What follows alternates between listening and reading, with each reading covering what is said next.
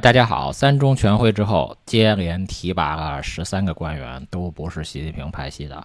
那现在第14个，福建省常务副省长王永礼，那还不是习近平的人，而且福建是习近平的老巢啊，习近平被人抄家了。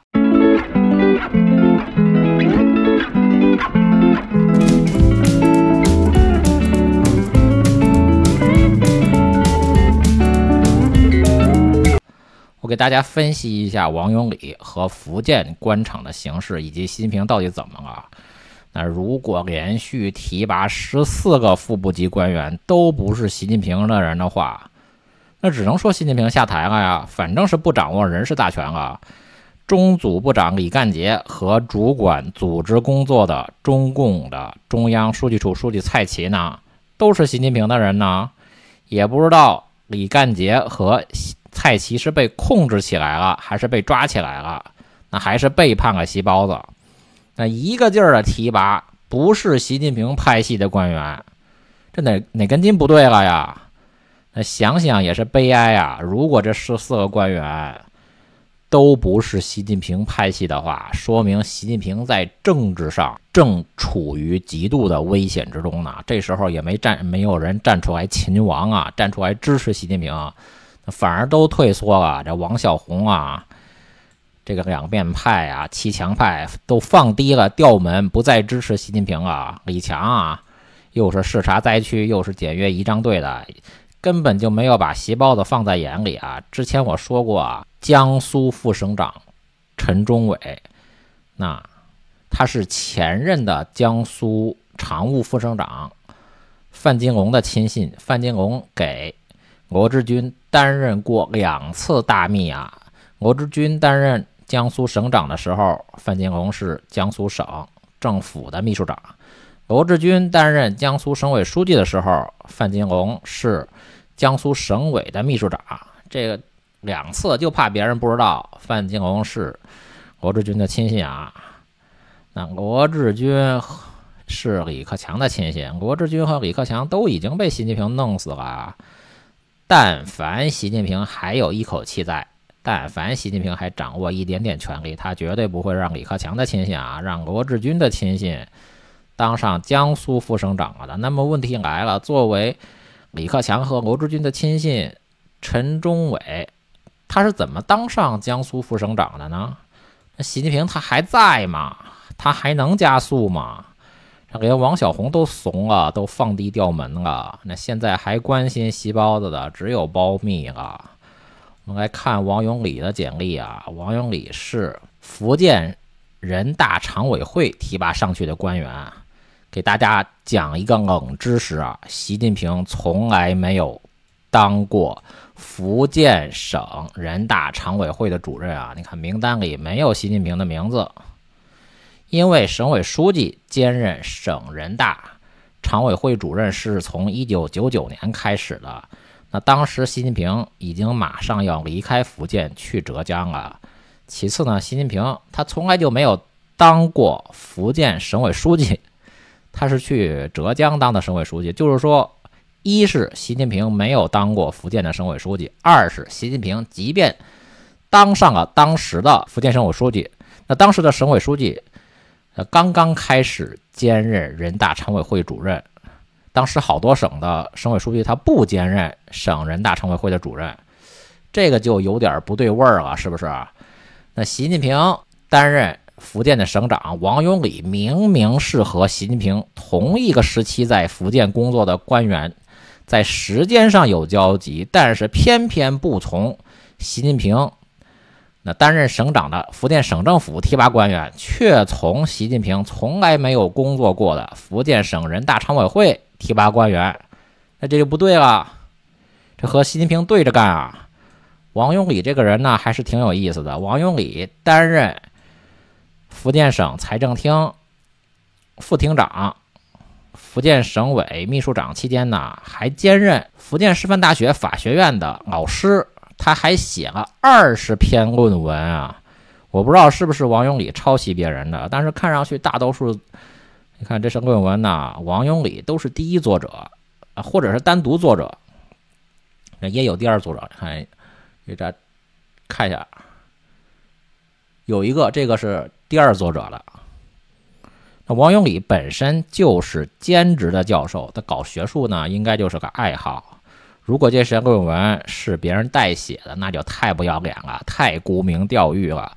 如果这篇论文我们假设是王永礼自己写的，那就不对味儿了。这个细胞子他是个文盲啊，是个小学博士，他的秘书韩世明是一个在职大学学历啊，买的假学历。管理学硕士学位啊，其实就是个中专，和细胞子一样没文化。那细胞子就喜欢韩世明这样的。这个王永礼，他还会写论文，还写了20篇论文。这肯定细胞子不喜欢这样的人啊，不喜欢这样有文化的人啊。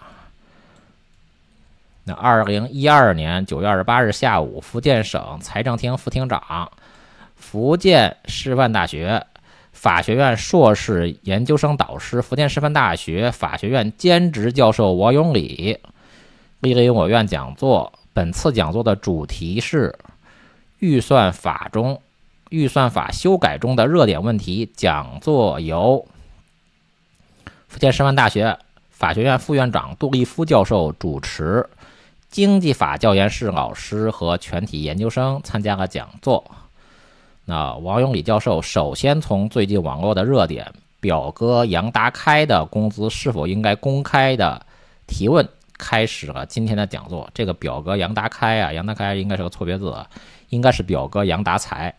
那之前我分析过啊，杨达才的后台是习近平派系的王忠宇。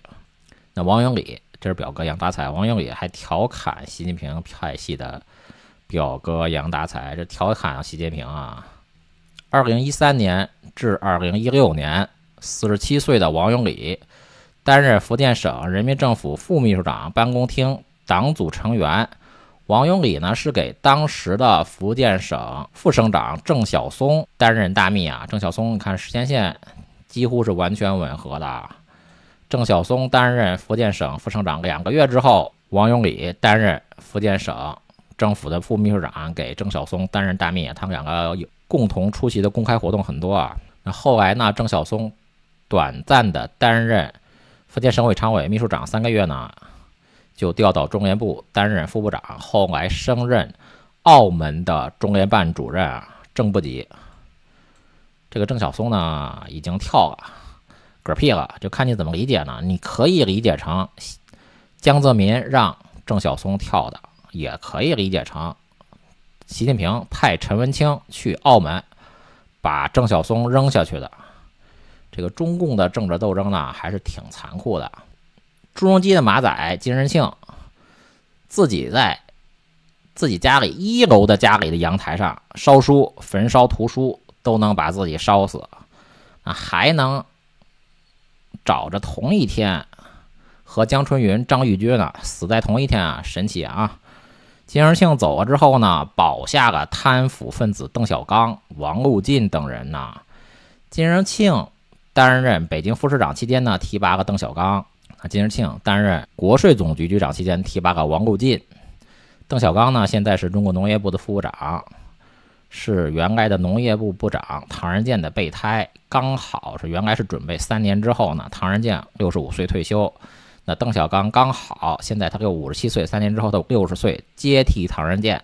那现在唐人健已经被抓了，习近平的人事布局被打破。王路进呢是3中全会之前呢，2024年的6月28日，那上个月刚刚晋升的河北省委的副书记，他挡住了温家宝的亲信河北省委常委石家庄市委书记张超超的晋升之路啊。那本来是张超超是河北的省委副书记，所以大家可以看出来啊，3中全会的前后，习近平的对比还是很强烈的啊。3中全会之前呢，习近平气势如虹，神挡杀神，佛挡杀佛，那就是要提拔朱镕基的亲信金仁庆的马仔王路进，就是不提拔温家宝的亲信石家庄的市委书记张超超啊。那3中全会之后呢，形势完全的逆转了。李克强和罗志军的亲信居然都能当上副省长啊。那下一期给大家说一下证监会副主席李明和湖南省副省长王俊寿都是尚福林提拔的，尚福林是李瑞环和温家宝的亲信呐。那现在呢，连席包子的大本营福建也被抄家啊。我们继续说福建省常务副省长王永礼啊，王永礼给郑晓松当了3年的秘书。郑晓松呢，后来是澳门中联办的主任，正部级啊。郑晓松是江恩柱的秘书，江恩柱是1997年第1任的香港中联办主任，他和董建华的关系不错啊。江恩柱、董建华。2016年呢，50岁的王永礼担任福建省财政厅的党组书记、厅长呢。当时的省长是于伟国啊，因为财政厅这是比较重要的一个部门，一般都是省长直接管的。于伟国当年呢，曾经是丁关根的秘书，丁关根呢是邓小平的牌友，邓小平就是天天打桥牌嘛。丁关根还曾经是铁道部的部长。为什么要强调铁道部呢？前面说过啊，王永礼是个文化人，他写了20篇论文，他是中国财税法研究会的常务理事，福建省法学会财税法学会研究会的会长啊。福建法学会的上级部门呢，就是中国法学会。中国法学会的现在的党组书记是王洪祥啊。那王洪祥曾经担任过福建省的政法委书记，那和王永礼是同事。2014年3月7日呢，